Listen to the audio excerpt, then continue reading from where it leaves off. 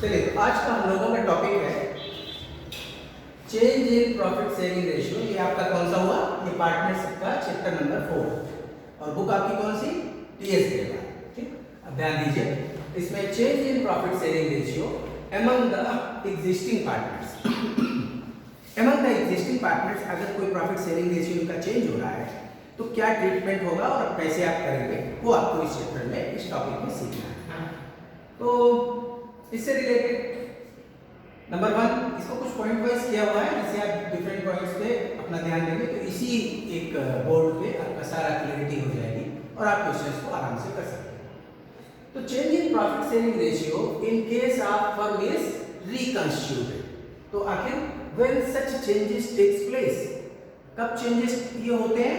When a partnership firm is reconstituted. ध्यान देना, note करते रहे आप चाहे कि फर्म का जब रिकंस्टिट्यूशन होता है ना, तब यहाँ पे पार्टनर्स के प्रॉफिट शेयरिंग रेशियो चेंज होते हैं। It is also known as dissolution of partnership. अब इस जगह पे एक पॉइंट आपको फिर से रिवाइज करा दें कि डिसोल्यूशन ऑफ पार्टनरशिप और dissolution of firm, these two are different things. In case of dissolution of firm, firm closes its business, firm dissolves, है ना, उसका बिजनेस कंटिन्यू नहीं रहता in case dissolution of firm. But in case of dissolution of partnership, firm continues its business, but because of certain reasons, because of certain conditions, the previous partnership is dissolved. अब जैसे मान लीजिए 3 partner थे, एक partner और admit हुआ, तो जो पहले की पार्टनरशिप थी, 3 पार्टनर्स थी, वो ब्रेक हो गई, है ना, and new partnership with 4 partners comes into existence. तो this is what? This is dissolution of partnership. It is not dissolution of firm, it is dissolution of partnership only. अब बात करते हैं कि आखिर what are the circumstances in which such dissolution of partnership takes place, or when firm is reconstituted? What are those conditions? Number 1, if it is agreed among partners. Is this clear? कि partners के बीच agree हुआ, 10-15 साल से वो लोग business चला रहे थे। अब एक कोई पार्टनर ओल्ड एज का है ना, वो कहता है कि भाई हम इतना टाइम नहीं दे सकते, तो ये पार्टनर्स में बैठ के डिसाइड हुआ कि पहले उसका जो प्रॉफिट शेयर था उसको आप कुछ कट कर देते हैं और वो किसी और पार्टनर को मिल जाता है। यानी कोई पार्टनर सेक्रीफाइस कर रहा है, कोई पार्टनर गेन कर रहा है। प्रैक्टिकली क्लियर होना कि जब कोई पार्टनर उतना एक्टिव नहीं रहता, वो कहता है कि हमारा प्रॉफिट शेयर कम कर दीजिए, तो इसको ये कौन सी कंडीशन हुई? डिसोल्यूशन ऑफ पार्टनरशिप हो गया, क्योंकि इनके प्रॉफिट शेयरिंग रेशियो चेंज हुए। Is this clear? तो डिफरेंट सर्कमस्टांसेस आते हैं। Number 1, if it is agreed among the partners to change their profit sharing ratio. Next one is in case of admission of a new partner, profit sharing ratio will change, because when new partner will admit in the firm, old partners will sacrifice their slice of profit share. Only then the new partner will get some amount of share of profit, है ना? तो in case of admission ये होता है। in case of retirement of a partner, dissolution of partnership. in case of death of partners, in case of death of partners, dissolution of partnership. Clear है ना? क्योंकि किसी पार्टनर की death हुई तो उसका प्रॉफिट शेयर का जो भी हिस्सेदारी थी उसकी फर्म में, वो तो अब उसकी नहीं होगी, है ना, दूसरे पार्टनर्स कुछ गेन करेंगे। तो ये वो सर्कमस्टांसेस है जिसमें कि फर्म का रिकंस्टिट्यूशन होता है या डिसोल्यूशन ऑफ पार्टनरशिप उसको बोलते हैं। Is that clear? नेक्स्ट क्या है? तो आखिर हम लोग जो ये रिकंस्टिट्यूशन या डिसोल्यूशन की इतनी आप लोगों से बात कर रहे हैं, तो इसका इफेक्ट क्या होता है? इफेक्ट अब आप बिल्कुल स्मूथली समझ सकते हो। इसका इफेक्ट होगा some partner sacrifices and some partner gains. Clear है?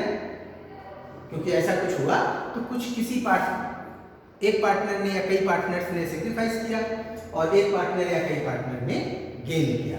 इसका ये इफेक्ट होता है। और आखिर हम ये क्यों कर रहे हैं? अगला एक क्वेश्चन आता है कि भाई ये सब हम प्रैक्टिस क्यों कर रहे हैं, इसका पर्पस क्या है?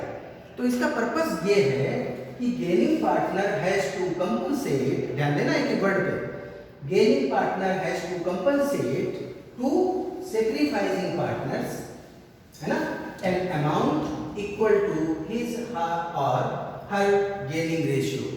तो जो गेनिंग पार्टनर है जिसने जितना कुछ गेन किया प्रॉफिट शेयर, अब जैसे मान लिया 3 पार्टनर थे, ठीक, ए बी सी, ए 40% लेता था, बी का 30% था, सी का 30% था, ठीक है।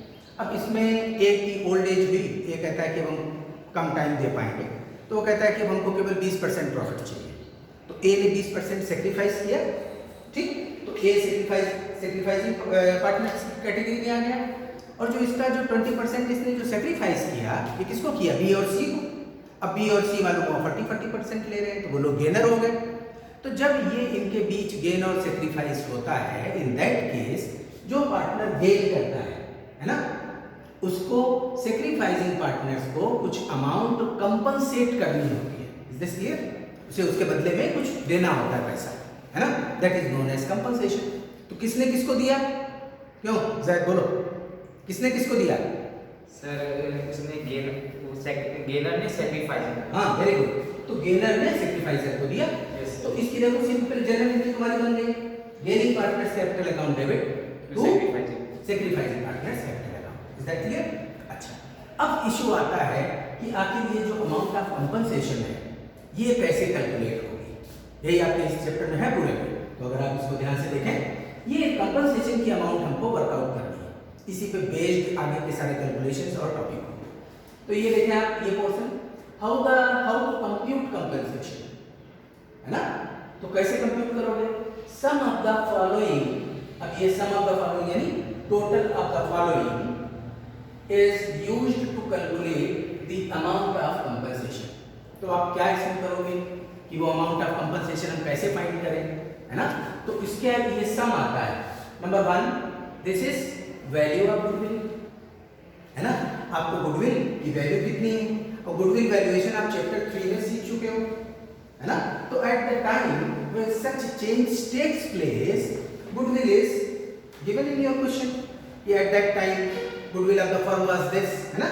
तो वो आप गुडविल की वैल्यू उसमें लिख देते हो, ठीक। इसके अलावा हम देखो क्या है, free reserves as given in balance sheet. अब फ्री रिजर्व्स क्या होते हैं? जिन रिजर्व्स का कोई ऑब्लिगेशन नहीं होता, जैसे reserve for building, reserve for workman compensation, तो ये फ्री रिजर्व्स नहीं बोले जाए क्योंकि इनके ऊपर कुछ न कुछ ऑब्लिगेशन होता है। लेकिन जैसे जनरल रिजर्व, रिजर्व फंड, ये आपके फ्री रिजर्व हो गए।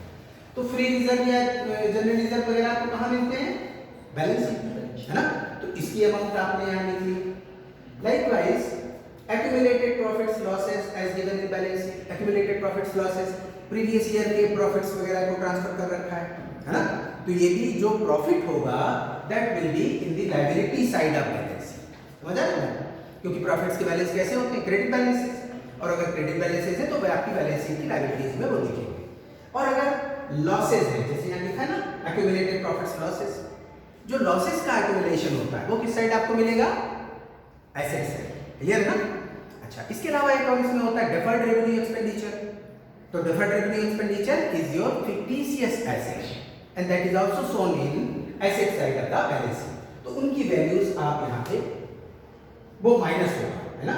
लॉसेस की तरीके कंसीडर किया जाएगा तो वो यहाँ पे माइनस होगा, क्योंकि ये फिगर आपकी अगर प्रॉफिट है तो प्लस, है ना, इसको हमें लिखना चाहिए प्लस ऑब्लिक ये, है ना, क्योंकि अगर लॉसेस है तो आप यहाँ पे माइनस करोगे। क्लियर है? फिर बात आती है प्रॉफिट या losses on revaluation of assets and liabilities. फिर आज की डेट में जिस टाइम पे इस तरीके का फर्म का रिकंस्टिट्यूशन हो रहा है, प्रॉफिट शेयरिंग रेशियो उनके बीच में चेंज हो रहे हैं, तो at that point of time what is the value of your assets and reassessed value of liabilities, है ना। तो उनको आप कैलकुलेट करने के लिए एक रिवैल्यूएशन अकाउंट बनाते हो। इस जगह पे आपका एक रिवैल्यूएशन बनेगा और उसमें क्या करते हो, अगर हमारी प्रीवियस वैल्यू से, ध्यान देना आपकी बैलेंस शीट में एसेट्स लिखी हुई है, लायबिलिटीज लिखी हुई है, अगर एसेट्स की वैल्यू पहले से उसकी वैल्यू इंक्रीज हो जाती है तो इज दिस प्रॉफिट और लॉस? क्या होगा? प्रॉफिट, है ना। तो रिवैल्यूएशन में आप प्रॉफिट साइड लिखोगे, इसकी जनरल एंट्री हो जाएगी that particular asset debit to revaluation account, है ना। तो इस तरीके से आप इस पार्ट के लिए या इस अमाउंट को कैलकुलेट करने के लिए रिवैल्यूएशन अकाउंट बनाते हो, and if profits are there that will be plus, और if loss is there in that case loss is deducted. Is this clear? तो ये चीजें आप डिटेल में आगे चैप्टर में पढ़ोगे, है ना। एक जिस्ट और उसका फ्रेमवर्क दिमाग में अच्छे से रखो।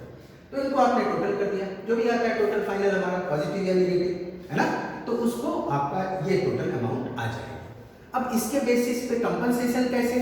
अब मान लिया ए ने गेन किया 110, किससे? बी से गेन किया। तो जो भी ये टोटल अमाउंट है इसमें 1/10 आप मल्टीप्लाई कर देंगे and amount of compensation you will get and on that basis the final journal entry that is written this side gaining partners capital account debit to sacrificing partners capital account this entry will be passed और ये आपका question पूरा हो गया। समझ clear है? तो इसके केस में जो टोटल अमाउंट है ये फार्मूले की और बात करें, देखो टोटल अमाउंट इनटू गेनिंग और सैक्रिफाइसिंग, इसके बेसिस पे आपको अमाउंट ऑफ कंपनसेशन मिल जाता है and with the help of that amount of compensation this particular general entry will be passed. तो ये आपका ब्रीफ डिस्क्रिप्शन था इसको आप अच्छे से रिवाइज करो और फिर नेक्स्ट हम लोग एक्सरसाइजेस के वीडियोस बनाएंगे और वो आप टीएस ग्रेवाल पे बेस्ड होंगे, इसको इजीली आप सॉल्व कर सकते हो। पहले को अच्छे से अपने आप से सॉल्व करिए, बाद में आप हमारे वो एक्सरसाइजेस के वीडियोस देख सकते हैं। ठीक है बेटा, थैंक यू, खूब ध्यान से